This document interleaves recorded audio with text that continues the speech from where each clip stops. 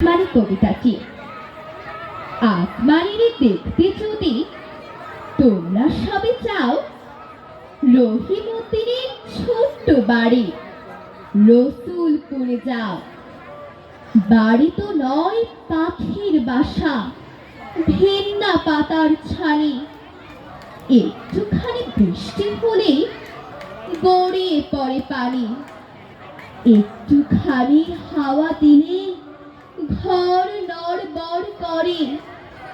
তারি তলে আসমানিরা থাকে বছর ভরে। পেটটি ভরে পায়রা খেতে, বুকের কখাল হাড় সাক্ষী দিচ্ছে অনাহারে। কদিন গেছে তার মিষ্টি তাহার মুখটি হতে হাসির প্রদীপ রাশি। থাপড়েতে নিভে গেছে দারুর অভাব আসে।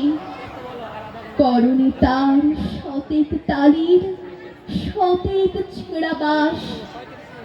সোনালি তার গার বরণের করছে উপহাস। ধন্যবাদ।